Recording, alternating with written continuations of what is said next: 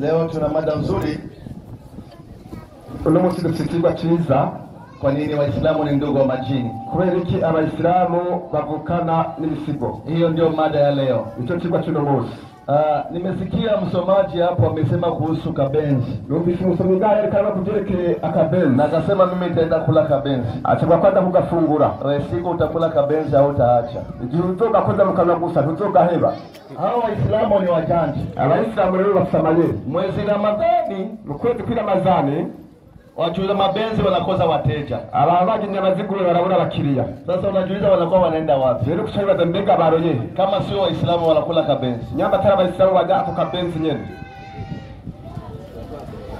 Kwa hiyo mada yetu kubw'ibyo ikigwa cyacu, kwa nini Waislamu ni ndugu wa majini? Kubera iki Abaislamu bavukana n'ibisigo? Tunajua na kuna hakika wote wa kuenea. Turazi kandi dufite ibyemeza bikwiye, bila jini hakuna Uislamu. Atari daimoni nta bw'Islamu buriho. Ni kama vile Wakristo bila Roho Mtakatifu hakuna Ukristo. Unakuja mu Kristo mwemwe atariho nta Ukristo bwobaho. Waislamu na jini ni wandugu. Lero Abayisilamu n'ibisigo baravukana. Kwa sababu gani tunauliza hiyo? Lero kubera iki twabadije ico kibazo? Kwa sababu tunaposoma Qur'ani, uko dusomye Qur'ani, inatuonesha kama jini ni kiumbe kibaya. Hatwereka neza yuko ijini ari kiremwa kibi. Na hakuna hata fasi moja kandi nta na hamwe Qur'ani inaonesha kama jini ikifuata njia mwelekeo itakuwa mbinguni ama peponi. Kandi nta na hamwe muri Qur'ani nzima herekana yuko ijini likurikiye inzira nziza cyagimeze gute izoja mu ijuru. Hakuna nafasi hata moja. Nta na hamwe haboneka. Baba nisomee Qur'ani anzia hapa 46:29.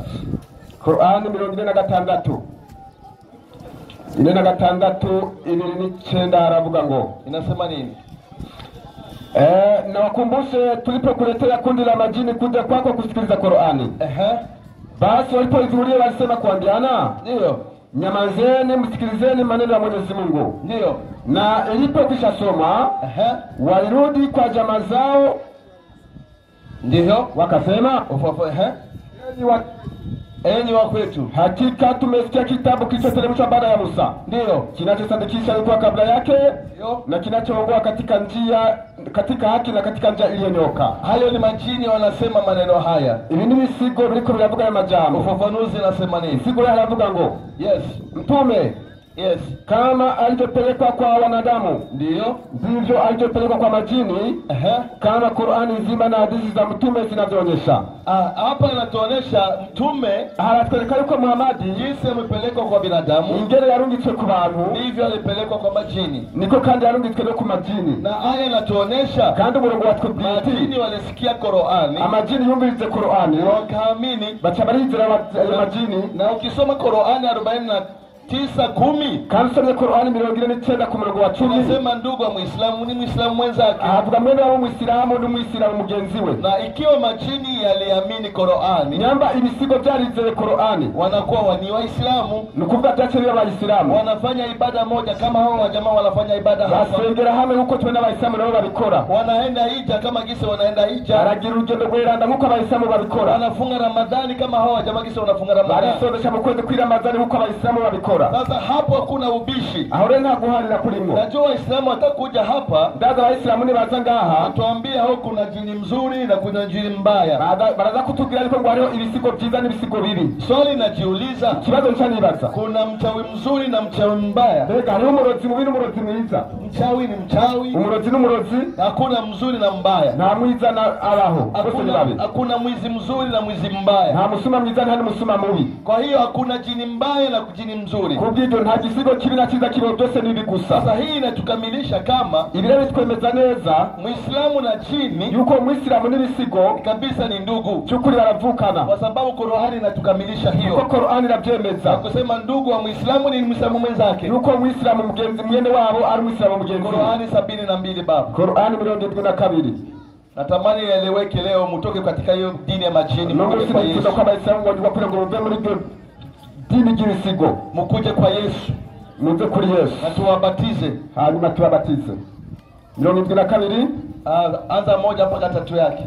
Turahera ku murongo wa mbere aravuga ngo, yes, sema imefunuliwa kwangu ya kuwa kundi moja la majini lilisikia Qur'ani likasema, ndio, hakika tumesikia Qur'ani ya ajabu inaongoza katika uongofu. Yes. Kwa hivyo tumeiamini, wala hatutamshirikisha yoyote tena na Mola wetu. Kwa hiyo tunayamini ati kubide twizeye na hatutashirikisha mtu yoyote na dini yetu, kandi tukuja tuwekalikiza chochote n'Imana yacu na Mola wetu n'Imana yacu. Majini ibisigo yasikia Qur'ani, tumvise Qur'ani na yakaamini, hanyuma birizera kama gisi Waislamu wanaamini Qur'ani. Kwa Abayisilamu bizera Qur'ani, leo ni Waislamu, uno musirikare w'Abayisilamu. Majini na yao pia hivyo, n'ibisigo navyo nuko yasikia Qur'ani, tumvise Qur'ani, yakaamini, birizera. Hapo hakuna ubishi wote, hana guharira kubamwo. Muislamu atakuja hapa, Umuislamu aza kuza atuambie sasa hizo jini aza kutubira ibisigo taenda wapi, bizojahe. Hiyo tu ndio hapo watuambie. Aho niho baza kutubwira, kwa sababu tulichambua Qur'ani kugira ngo dusuzume neza Qur'ani, kuona hata sehemu moja nta namwe twigeze tubona hao majini hatwereka iki bibisigo wataenda sehemu fulani bitozahanukana ama tena peponi cyangwa inzoga muri peponi, nta na hamwe. Lakini kulingana na uhusiano tu, ariko ibere niyo inaonekana kama Waislamu hawa binadamu, uboneka yuko Abayisilamu b'abantu pia ni wandugu na wapata Waislamu wao majini, ko bavukana na wadayimoni nyene. Hiyo hakuna kubisha. Ibire ntabyo guharira birimo. Ukiangalia kwenye Qur'ani, tubandanije muri Qur'ani, baba nisomee 6:128. 6:128. Tunatamani Waislamu waokoke, watoke huko kwenye dini ya majini. Turituza kwa Abayisilamu wokizwa bakaba muri iryo dini na wakuje kwa Yesu, baze kuri Yesu mupate wokovu bure, baronka agakiza ku buntu. Muachane na dini ya baba na babu, bave muri iryo dini rya sekuru na sekuruza. Unangangana dini, jua baba ni Muislamu, sijue namna gani, ukaguma wumira ku idini ukubira sawa na Islamu. Kuja kwa Yesu, iko kuri Yesu. Nisomee baba 6:128. Inasema nini? Haravuga ngo na wakumbushe siku atakapowakusanya wote. Sikia, hii Qur'ani inasema kumbushe siku atakayewakusanya wote. Qur'ani ivuze ngo wibuka igihe azokwegeranya bose. Abambie yenye makundi ya majini. Makundi ya majini haiko sio samu ama zimoja, si bamwe gusa, makundi yote ya majini ni miguu yose y'ibisigo. Hakika nyinyi mmechukua wafuasi wengi katika wanadamu. Sikia, majini yalichukua wafuasi wengi katika binadamu. Umviriza, ibisigo vyigaruriye abantu benshi mu bantu, na hao waliochukua wengi ni Waislamu, nao bamaze gufatwa n'ibyo bisigo n'Abayisilamu. Sasa mlichukua wafuasi wengi kwa binadamu, mwigaruriye abagendanyi benshi mu bantu. Majini yamechukua Waislamu wote, ibisigo byarigaruriye Abayisilamu bose. Dunia kama milioni ngapi? Nyamba mwisa milioni zingahe? Hiyo wamechukuliwa na majini. Amaze kutwagwa na majini bisigo. Endelea, andiko nasema nini? Na marafiki wao katika wanadamu watagombania waseme, na marafiki wao katika binadamu wanagombania kisi tuseme nini? Kandi na wanyungo bazogwanira nabo kuri uwo munsi bavuge bati Mola wetu tulinufaishana sisi na wao, na tumefikia muda wetu uliotuwekea, tulijifurahisha pamoja na hao jamaa. Basi Mungu atasema, na muda wetu umefika. Mungu anasema, moto ndiyo makazi yenu, moto wa jehanamu ndio nafasi yenu, mtakaa humo milele. Sasa tunajiuliza sasa, tulibaza leo, hao wa jamaa wanaambatana na majini kwa nini? Abo bantu wewe bifatana n'ibyo bisigo kubera iki? Na Qur'ani inaonyesha kama nafasi yao ni milele motoni. Kandi Qur'ani kabayerekana ikibanza cyabo iherezo ryabo ari mu muriro ibihe byose. Kwa nini mnafanya uhusiano na majini? Kubera iki mugiriranira imigenderanire n'ibyo bisigo? Na moto wao ni hapo utakaa milele, kandi kibanza cyabo akaba ari mu muriro bazobaho ibihe byose. Waislamu tokeni huko dini ya majini. Waislamu mbere muri dini y'ibisigo. Hii tunaanza kuonesha ibire bitanguye kwerekana jinsi Waislamu wana uhusiano na majini. Ingene Abayisilamu afite imigenderanire n'abashetani, na majini yanachukua Waislamu wengi, kandi n'ibisigo byigaruriye abantu benshi, na sehemu yao ni motoni, kandi kibanza cyabo ni mu muriro. Baba, nikamata ulimwengu wa majini. Ulimwengu wa majini. Sikiliza hiyo, mwandishi wa Kiislamu ameandika. Mwumvirize rero umwanditsi w'Abayisilamu ibyo yanditse. Uhusiano wa Waislamu na majini, imigenderanire iri hagati y'Abayisilamu. Usome polepole, anza hapo kurasa 31. Turahera ku rupapuro rwa 31. Yakonesha 100% Waislamu wana uhusiano na majini. Herekana neza tukuri ko Abayisilamu bafitanye imigenderanire n'ibisigo. Na Muislamu mwenye atakiwa kusema hapa, kandi n'Umuislamu ataguhaguruka kuvuga, kuna jini nzuri na jini mbaya. Akabaye ko ari jini giza ni jini ribi. Huyu tutamcheka, ubu turaza kumutwenga. Sema haravuga ngo ngibo ko mu Kirundi. Ingia mara moja sawa. ugusenga kuba kwerekeye ku Mana yonyene gusa imwe. Iki kintu rero cyatumye bajya atari abayisilamu bace bogoza idini ry'ubwisilamu bavuga yuko ari idini ry'ibisigo. Abayisilamu bavuga bati ibyo nabyo duhakana kubera yuko mu bisigo muri byo harimo isilamu kandi ibyo bisigo nta gitabo bifise kiretse Korani kandi ibyo bisigo nyene nta numwe bigira kiretse Muhammad. Sikia hapo, simama kwanza hapo. Unasikia habari hapo? Tunasikia murumva majini ibi bisigo hawana kitabu bila Qur'an, nta gitabo bigira kiretse Qur'an, na wana mtume ama nabii kandi nta numwe cyangwa umuvugisha bigira Muhammad kiretse Muhammad. Na Waislamu wanasema abayisilamu bavuga bati sisi tukatai ko tigeze twana tuna majini yuko dufite ibisigo ama tunahusiana na majini cyangwa dufite n'imigenderanire tukatai ntabwo twanga maendeleo ya DC. Tunaendelea. Ndio. Hoja hii si ya kweli. Lakini ina nguvu kwa vile vigezo. Ina nguvu kwa vigezo vinavyotumika vile ambavyo mashetani wa kijini hujifananisha kwao kama vile kutoa salamu. Sikia sasa, majini ibisigo yana mavigezo. Vinafise ibigezo. Sababu gani? Kweli hiki hapo nasema hoja hii yatishikitanditswe ina uwezo kabisa. Kirafise ubasha kwa sababu kuko kuna vigezo ya jini. Hari impamvu jini kipanda mtu igisigo cinje mu muntu inaanza nini? Asalamu alaykum. Salamu anatosha salamu, haiseme Bwana Yesu asifiwe. Mungu Yesu asiimwe. Inasema asalamu alaykum. Kivuga asalamu alaykum wa rahmatullahi wa barakatuh. Abayisilamu nao wa alaykum salam wa rahmatullahi wa barakatuh. Sababu ni ndugu yao. Kwa ni mwene wao. Kisha endelea. Cha kabiri kutoa azana. Unasikia majini yanatoa azana, na azana ni Waislamu. Kandi amajini ibisigo biratoa azana kandi n'abayisilamu nabo baratora azana. Ikindi kusoma Qur'ani isiyo na mwelekeo. Kusoma Qur'ani kujipa majina matukufu. Majini yanajipatia majina matukufu kama vile Sharif, Shehe au Wali.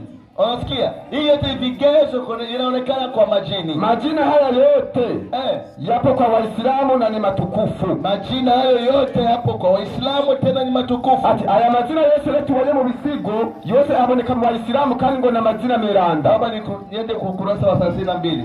Tuambie, je, kama jini inaingia mtu nyamba igisigo cinje umuntu haisemi nini? Endelea hapo. Ico bitogwa n'iki kibivuga ngo kubw'ibyo rero ama kwa hiyo si rahisi jini amuingie Muislamu na aseme yeye ni papa au askofu mchungaji padri, sio rahisi. Kardinali wa kanisa hizo Pentecost, Sabato, Roman Catholic, Lutheran, Anglican au Moravian, ndio au kutaja miji kama Paris, Washington, London au Roma na kadhalika. Ruka hapo chini. Au kuomba asomee kitabu cha Biblia. Ama kuomba asomee kitabu cha Biblia. Anaomba nini? Asomewe nini? Qur'ani. Au asomee Wakorinto wa kwanza. Asomee kitabu cha Biblia katika kitabu cha Wakorinto wa kwanza. Au Waefeso. Au Mathayo na kadhalika. Ndio. Au kudai misa, Pasaka, Christmas na mengineyo. Au kuanza na haleluya badala ya asalamu alaykum. Haiwezi sema haleluya. Ama jina sio kuvuka haleluya. Anasema asalamu alaykum. Abukati asalamu alaykum. Hii yote inaonyesha kama majini ibilete kana kubisigo Waislamu. Ara Waislamu. Na kama wakiwa wa Kiislamu, nyamba ya Waislamu inamaanisha bisigura ndugu zao Waislamu, bene wao na Waislamu wa kibinadamu abantu. Hiyo ndio shida kubwa. Hiyo ngora ni komeye. Ndugu zetu Waislamu. Yawe ndio Waislamu. Huko kwa dini ya majini.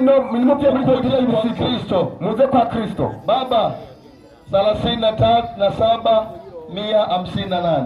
37.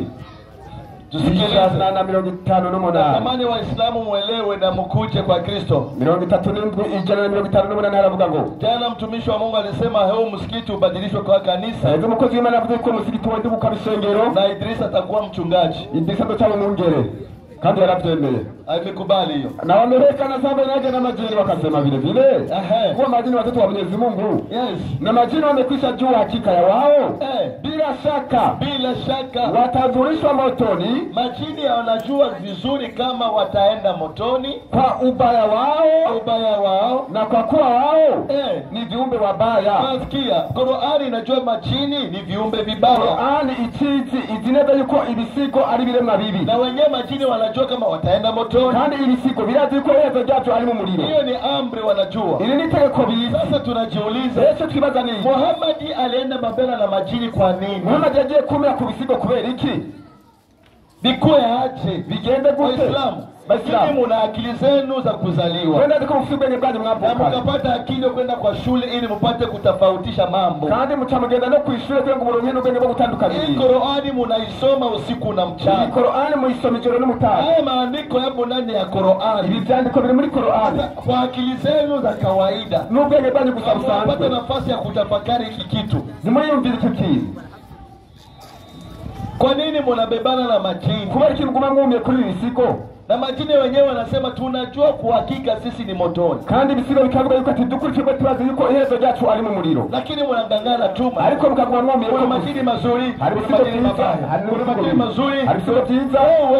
We nani kakuroga? Ninde yakuroze? Tokeni huku mkuje kwa Yesu. Nimuveye muze kwa Yesu. Yesu anawapenda. Yesu arabakunda. Baba. Naam. Cha ajabu Muhammad amenishangaza. Igihambere Muhammad yanangaje. Baba ndio asili ya majini. Asili ya majini. Sasa uangalie, anza kwanza ukurasa wa 105. Tuangalie Ibilisi na hizo majini. Papuro 105. Haravuga ngo inasema nini? Je, Ibilisi ni jini au malaika? Ibilisi ni jini ama malaika? Ni jini anayetoka katika jamii ya kijini. Unasikia, Ibilisi ni jini ametoka katika jamii ya kijini. Ibilisi ni jini liva mu muryango w'ibisigo nyene. Alikuwa ni mkuu wa majini. Ibilisi shetani ni mkuu wa majini. Satani leo niwe mkuu w'ibisigo. Kisha ni baba wa majini yote. Huyu Ibilisi ni baba wa majini yote. Kandi no Ibilisi leo niwe se w'ibisigo byose. Unasikia hapo? Ibilisi ni baba wa majini yote. Unachumba Ibilisi niwe se w'ibisigo byose. Mujyango wake, familia yake ni ya majini. Nukuvuga umuryango wiwe ni bisigo. Sasa sangalia maajabu sasa ya Muhammad. Baba leo igitangaze kuri Muhammad. Ukurasa wa 20. Urupapuro rwa 20. Na ni hapo inatushangaza. Ahale ndio dutangare. Waislamu wanakufia wapi? Abayisilamu nehe mbega badatahura. Ni wapi waelewi? Ni biki badatahura? Na iko wazi kabisa. Kandi ibintu biri ku mugaragaro. Soma baba. Urupapuro rwa 20. Inasema nini? Haravuga ngo niriba kweri ibi. Kubona Adamu na Eva. Yes. Batigeze barananirwa kugira kigoro ko kugondoza Satani n'urubyaro rwe gusaba imbabazi ku Mana ngo babe abayisilamu. Yes. Ni ntumwa y'Imana Muhammad yonyene. Yes. Ngo niyo yinjije idini Satani. Yes. Acaba umisilamu. Unasikia? Kandi dushobora kuvuga yuko abana b'ibisigo binjiye ubwisilamu mu gihe cy'ubuzima bwa Muhammad kiri ngaha ku isi biciye mu kwizera igitabo cya Qur'an nyeranda. Unasikia hapa? Hii ni maajabu. Ibi ni bitangaza. Ikiwa Muhammad anakutana na shetani, yeye awe na Satani, anamwambia shetani, wewe kuja. Amga Satani wewe uyitire. Unikutoshee shahada. Na kutoa shahada. Ili uwe Muislamu. Ukiwa wewe Muislamu. Na shetani akakubali. Satani anatemera. Na Muhammad akamuingiza msikiti. Muhammad akamjia msikiti. Hii hadithi inatuambia na watoto wake wote shetani. Na bana misigo dio wote Satani ale majini. Nao wakaingia katika Uislamu. Nao wakabinja mu Kiislamu. Wote wanakuwa Waislamu. Wote wachabira Waislamu. Shetani kugira Satani anakuwa Muislamu. Ubu ni Muislamu. Sasa wewe utaenda wapi? Wewe utojahe? Hiyo hapo ndio shida kubwa hapa. Hano hari kibazo gikomeye. Muislamu atakuja hapa. Muislamu atakuja. Atasema shetani ni sifa. Atakwanga Satani ni chubahiro. Oya, shetani sio sifa. Shetani ni jina ya mtu. Satani ni jina ry'umuntu. Na huyu mwenye amekosea, yuyu yacumuye, akapewa jina ya Shetani. achahabwa izina rya Satani. Kama mtu ataitwa Shetani, nyambo umuntu yo kwitwa Satani, amechukua sifa ama amechukua nafasi ya ule mwenye nayo. yafata icyubahiro cyane, yafata kibanza cha menecho. Mimi naweza kuitwa jina la Ronaldo.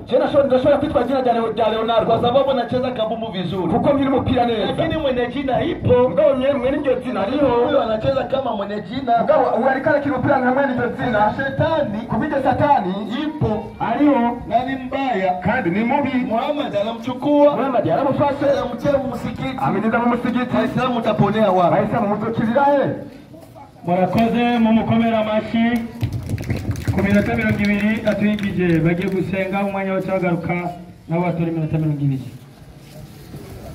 Sabe Sheikh Amidu ingo ubashirire ku rutonde ubatandukanirize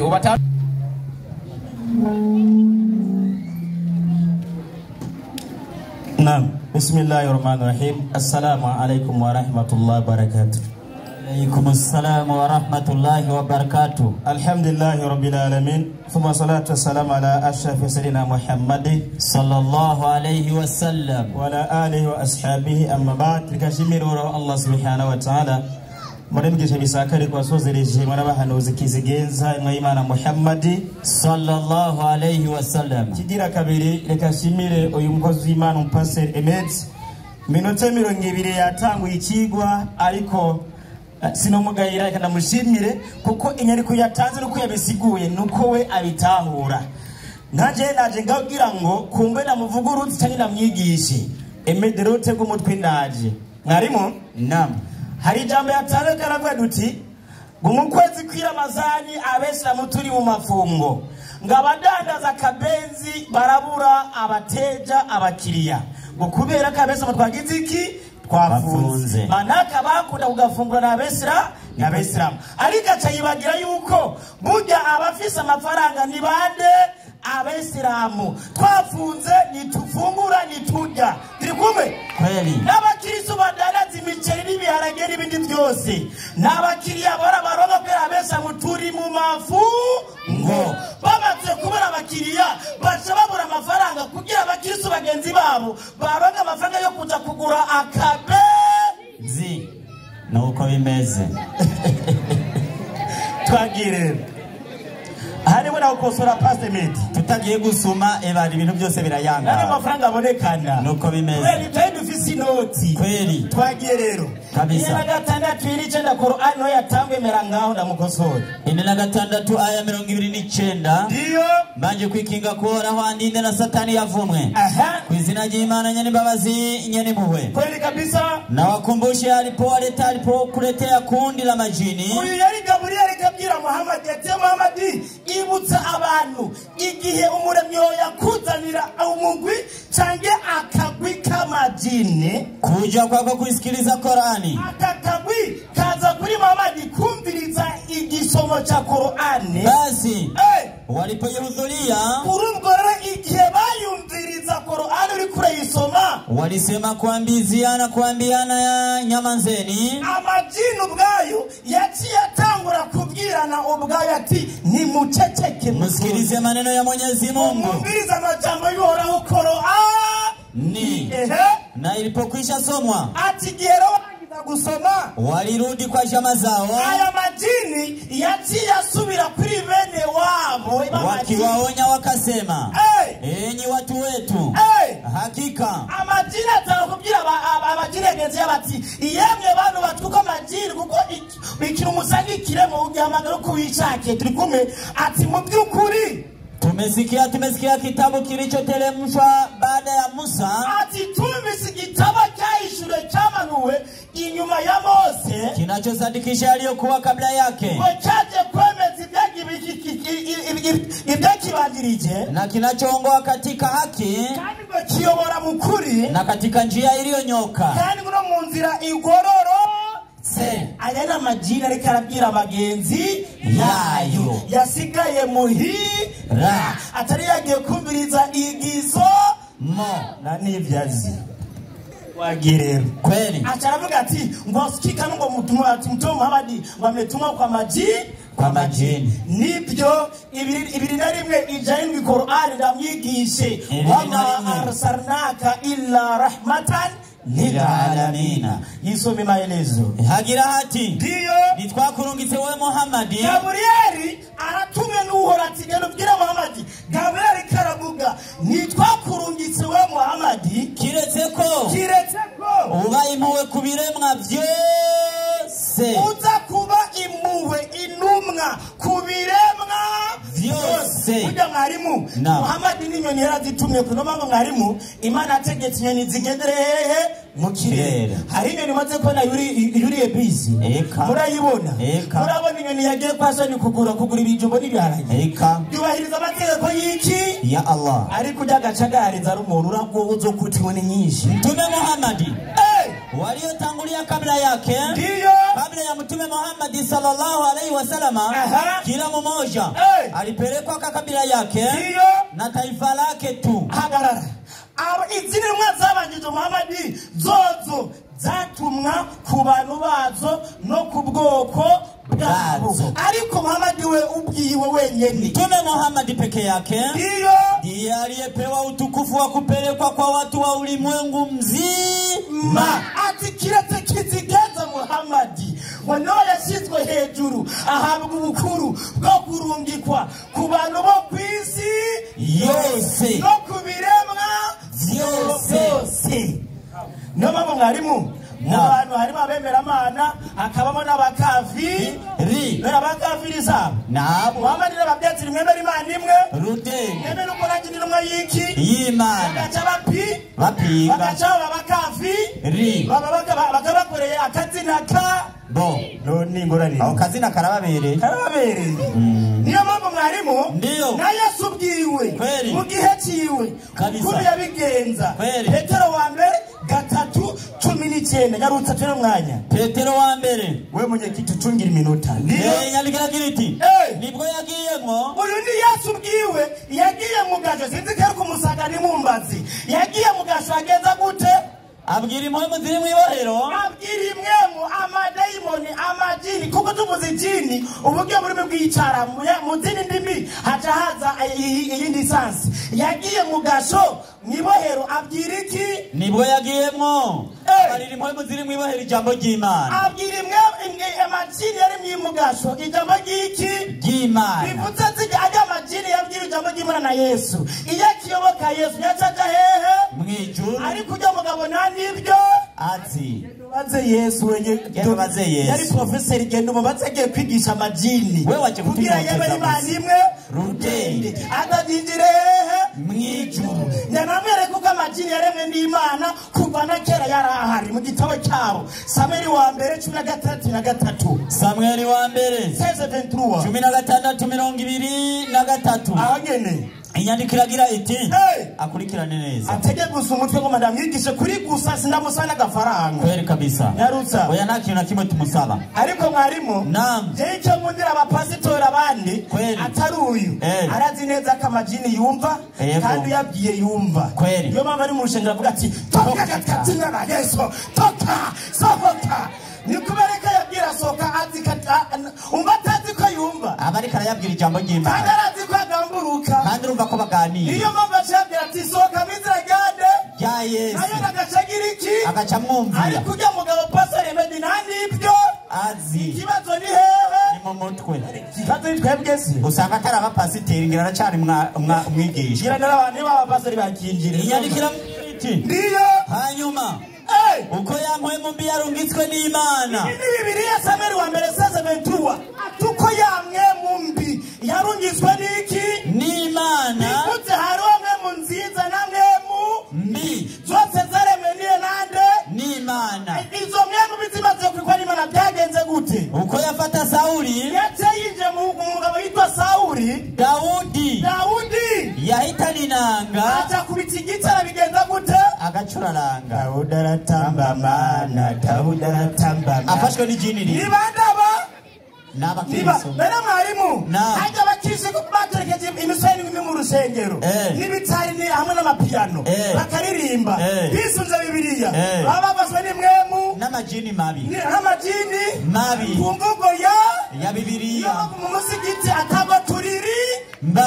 kubera nta mwemu bizazadufa ariko abateka mitwe babazwe n'imwemu gashata kugira iki kuririmba uragoye buzoja mu gikoni amajini yaduze basha baririmba basha batangura kuririmba kweli twagire ndio ataragenda mu gitabo kiraho ulimwengu wa majini kuri paji ya 30 ngo amajini amadayimoni ngo yitwa Sharifu ngo Shehe amazina matagatifu meranda y'Abesilamu ngo nashobora kwiyita ngo pasitori canke korode n'ayandi mazina yose yandakutakiye yabakavero n'ayandi tutavuze ngo ntabwo yo kwita ayo mazina canke ngo amajini ngo agende Iroma ati ngo ni kubera ati ayo majini ngo dufitaniye iki ubuvukanye reka turabe impamvu ariko rino ba kabiri 11 14 impamvu yitwa Shehe Sharifu Abubakar Omar n'ayandi mazina 11 14 ugwa kabiri gw'Abakorinto ndiyo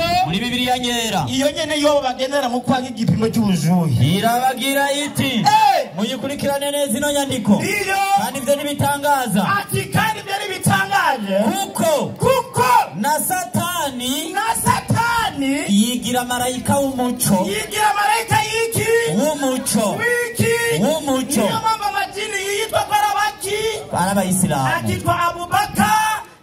Kubera mwarimu yise nka Kavero cyangwa Fideli cyangwa Korode cyangwa ari bagenzi bayo burya acabura isoko. Oya reka niyo mpamvu n'umusuma agiye kwiba yambaye terizi gipolisi hashoka afata byose arabikwiba kwibazwa n'umupolisi kubera umusuma kubera yiyambitse inyambaro z'abantu beza niyo mpamvu n'amajini yica amazina meza kugira abashe gufata no reka tabero imamba toja kwita imamba toja kwita yo ni mazina y'Abakristo ni imamba toja Roma mwarimu duhere kwanza mu gitabo cy'ibyaruka byo mu isi meruka kweli ni imamba majina atokuteka abadivantisi ng'abaporona n'andi masengero yavuze ujya mugabo kabisa so bikenyereka byo mu isi meruka page ya 79 haragira hati ndiyo yarutsa ikiri gitabo cy'abadivantiste ubuhanuzi bwa Ellen G. White teka umutwe bwumvirize inyandikira babwira iti iyo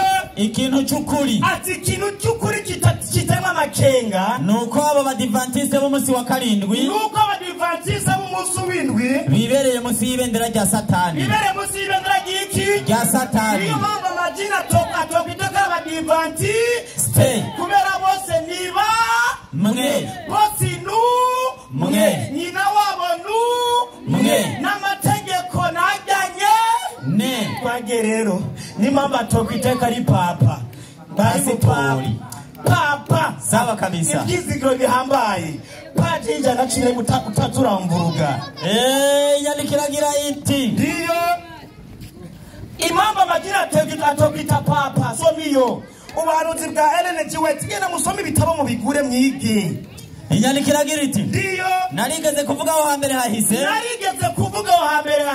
ko papa ari cyariho cya Kristo ari cyaro cyane cya Kristo ubu rero ndabibabwiye ko papa ari umukeba w'umugwanizi n'umukeba w'umwami wacu n'umukeba wa Yesu papa ariko ni intumwa yande ya Satani papa ni intumwa ya Satani niyo mpamvu amajini mwarimu atokwita papa kubera bose amategeko na mwe se wabo mwe nyina mwe impamvu amajini atokubatika yuko aja i Roma kubera iki Bibiliya Epimato Ufunuo wa Yohana 17:1 hagira hati kahaba mkuu ati kahaba mkuu maraya mukuru ni Roma ati ni Roma ati maraya mukuru ahantu hari indaya general ati ni mu gisagara cy'Iroma mfano wa muji wa shetani ati Roma ngo ni gisagara cya Satani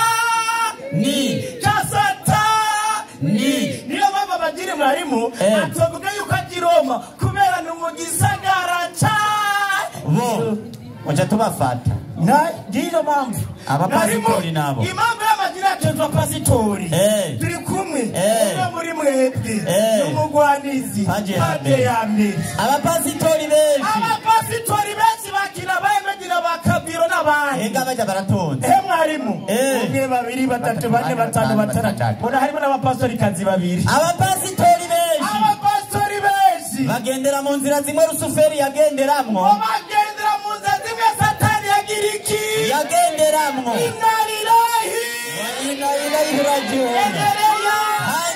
hanyuma bakarangiriza mu buzima bwo kuzazanirwa bw'umwiza Satani arimwo bagatangura kuzazanirwa bw'umwiza Satani arimwo niyo mpamvu amazina tokwitwa pasitori kubera ni mukubwa na mudogo yego kwe kuri na mutonyi aho nondi wanduguzeno kabisa kabisa kuza muratunyoteza gusa kweri genda rero ndabahanire mw'abapasitori ibitabo barabidandaza hariya genda mubigure amafaranga barayatora mugende kwiga ibisomo bizobananira gutahura muze tubigishe kweri kabisa tubigishe sizo gusaba n'ikingorongoro ega kicapa shaka umusiramu turamwinjiza idini agoma twenga gahoro gahoro narimo kweri turamwinjiza idini yego kugira ngo ijini n'ishetani rimuvemo yego kweri muvemo tumusirimishe yego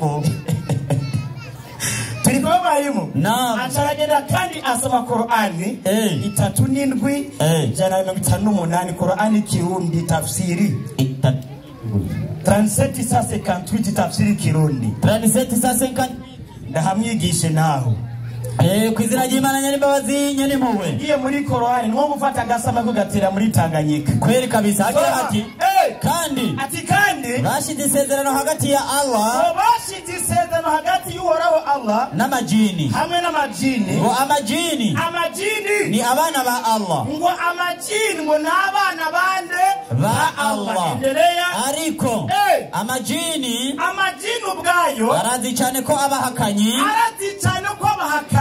bazorengutswa bahanwe bagiriki bahanwe wewe umutima ngo bazorengutswa bahanwe mwarimu abahakanya abakristo bo bavuga yuko Uhoraho Allah abyara afise umwana bagaca batayetswa ngo umwana w'iki w'Imana impamvu bazohanwa 3:11 Mariko 3:11 Mariko haragira hati ndiyo muzihumanye imwe muzihumanye amajini uko zabona Yesu zamwikubita imbere zigasemerera ziti zigaca zisemerera ziti uri umwana w'Imana uri umwana w'iki w'Imana mu gihe ubwaya majina ziko Imana itabyara bivuze upfuye uziko Imana ibyara wewe uzoja mu bihano by'Imana Imana nibyara Imana irarema kabiri 10 Maraki kuri kuza musuzugura Imana kabiri 10 Maraki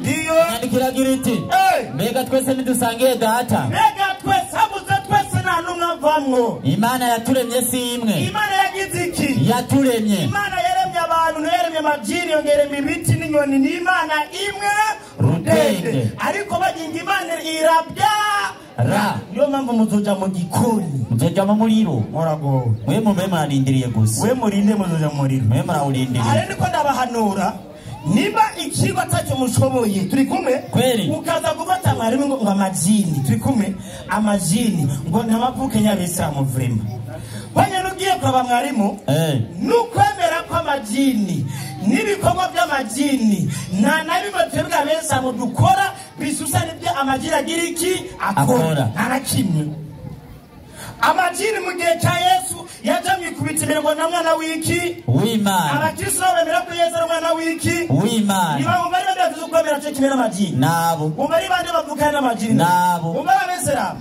bivuze byo ataza kubiduta bikwege birakwega kandi yavuze mabikuse cyo kibazo yagitse ariko abafaransa barazi yuko hariho mauvaise na sainte supreme hari amajini meza n'amajini mabi aya majini mabi niyo akoresha abantu bagakora ibiteye isoni ariko amajini meza ntabwo yigera akoresha abantu ibikorwa ayo naza kuvuruga abantu kandi nashobora kwinjiramo umuntu turi kumwe iyo majini meza kandi aya niyapfa yemera Imana rude no gusenga Imana kugamurika Imana ayazoronka iherezo ryayo giza niyo mpamvu Imana yashitumye muri Korani ruti wa ma khalaqtal jinna wal insa illa liya'budun ngo nakiremye amajini n'abantu kiretse bagira iki basengi ayerera zosenga Imana mu rudende apana mwebwe musenga Imana mu butatu ayazosenga Imana mu rudende agafasenga Imana mu rudende no kweza amatsiko y'Imana azoja mwijuru kubera nicyo cyatumye Imana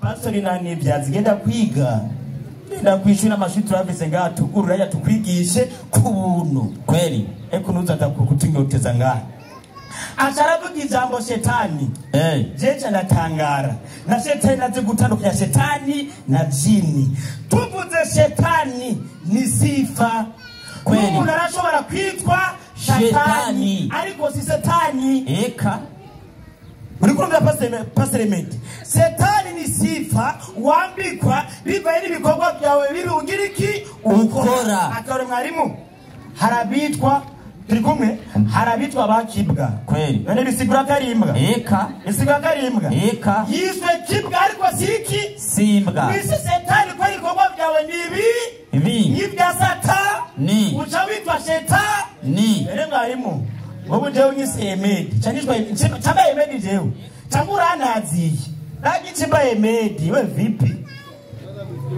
takbir Allahu akbar takbir Allahu akbar numvise n'amajina avuga ko Yesu ari umwana w'Imana nabajya barabivuga umva nabo atarabafitanye Yesu ni bene wabo takbir Allahu akbar raha siyo raha no busi biraja ku mugaragaro mwenye kiti ngwino umuhamagara nawe twumve ko yatawe nuko atatahuye iminota 20 yaze ku ruhande rw'abayisilamu tugomba dufata iminota 20 ku ruhande rw'abakristo nibaza ko turagata